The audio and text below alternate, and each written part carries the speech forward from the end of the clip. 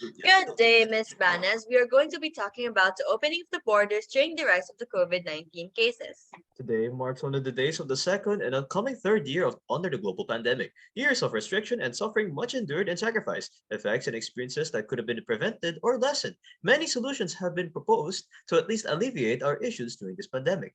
However, why would we have those issues that have we endured in the first place? What could have been done to prevent all these chain of events that led us to the present? From the start of January 22, 2020, what if we closed down earlier?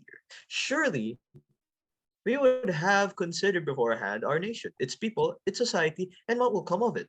How would it affect our performance both globally and economically?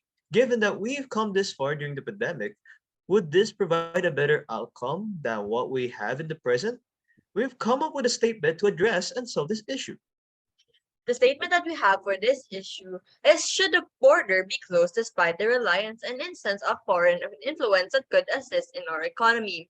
With that, we have 2 points of view to determine whether or not this statement would be acted upon. A point to close the borders during the pandemic or a point to not close the borders. Presenting our first point of view. We should not open the borders to our country as the cases of COVID-19 will keep on rising and it will put a risk on the citizens' health and further collapse. The frontliners are already overworked and not protected by the government. Businesses had to be shut down, meaning that most people lost their employment, leaving most of the work to the frontliners. These frontliners are the only few of those who could qualify to continue working as an essential worker, contributing as much as they can to keep our society and nation afloat, especially to those who are within the medical field, which some in fact have left the country due to the strain which then caused in a brain drain. It can be said that we indeed receive funds given in order to help these frontliners. However, somehow they weren't used for such things, as the frontliners in the medical fields had to post about it, in which caused in a scandal. The funds that are supposed to be used for purchasing face masks, vaccines, PPE, oxygen tanks, and more are used for other matters by the Department of Health. There are even a lot of medicines that just expired because they weren't distributed. Now, for the variants. There were multiple variants of the COVID virus, which included Omicron and Delta. The Delta case in the Philippines that was discovered when a national returned to the Philippines bringing them with the disease. Immediately after finding out about this, they sent them to the quarantine, but it was already too late, as they have already encountered or interacted with the people who were with them on the way, which means the virus has been able to spread. Thus, it is affecting the health of everyone due to the fact that they had let them in the border. All this and more happened within the society and the country in the first place that have left to many setbacks, inconveniences, and inconsistencies with the policies such as the ECQ. It had been all avoidable if it had been closed earlier. There wouldn't have been such a spike in COVID cases, along with the necessary shutdown of multiple establishments and businesses, and all the hardship that could have been avoided from the last 2 years. For our next point of view, we believe that the borders should be open for reasons such as we would need products or services from outside the country as well in order to keep the economy moving, especially because during the COVID-19 pandemic, all the economy was going down. We would be focusing on sweatshops and economic stability of the country for this point of view. The Philippines as a developing country is not self-sufficient on its own local industry and businesses as we are reliant on foreign goods and services, especially foreign investments, to maintain our society. Closing the border would ruin a key factor of what runs our economy.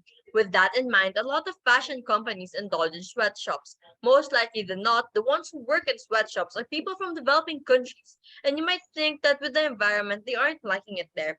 But it's actually the complete opposite, as because of these sweatshops, they are able to provide the basic needs of their children.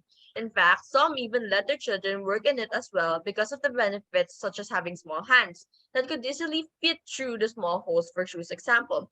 This is also a win for the developed countries as the wage for labor isn't as expensive since they are a developing country who is part of the periphery, which is one of the countries who give cheap labor. But because of the pandemic, a lot of businesses had to close and thus a lot of people lost their jobs. The poor had a difficult time as well because of this and had to stop sending their children to school trying to make ends meet in order to survive and eat. With the border being open, things are slowly going back to the way they were, which means that surely they'll be able to send the children back to school. With all these points mentioned, of course, there would be those who would also agree with the agreements presented.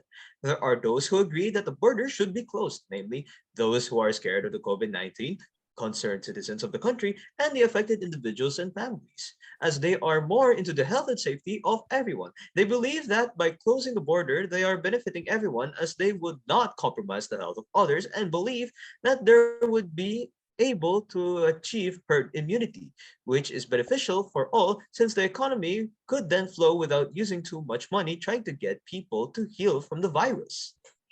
There are those who disagree that the border should be closed, namely the government officials, business owners, mostly foreign and overseas Filipino workers.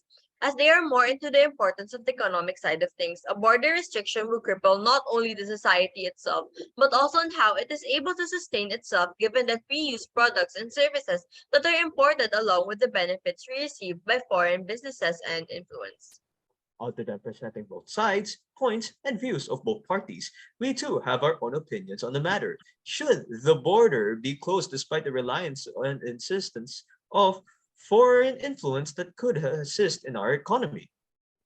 I believe that the borders must be open in order to keep the economy going. If there is a flow in the economy, then there is a possibility that the poor, like those who are working in the sweatshops, are able to make their children go back to school and provide the needs for their families. Example, clothing, food, education, and other necessities. As they have once said, thanks to these sweatshops, I am able to provide for my family, giving them the needs that they need in their daily life from food to clothing to education.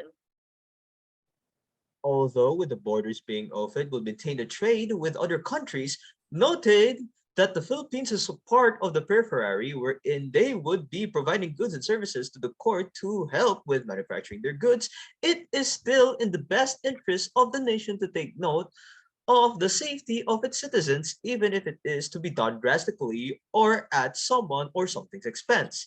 A nation could not function without its citizens and the citizens' welfare being thought of by the government. To reach a conclusion, we've decided to resolve the statement by applying in the interests of both parties. Therefore, we should open the borders under strict regulations as we would need products or services from outside the country to keep the economy moving, especially during the COVID-19 pandemic as the economy was going down, whilst maintaining the health and security of the citizens, reducing and or preventing the spread of the virus. We could perform better on our economy as much as we can while adhering to the safety guidelines presented by the World Health Organization in fight against COVID-19. In our current situation as a developing country, we wouldn't be able to do what many countries have done, entirely close ourselves on the global stage.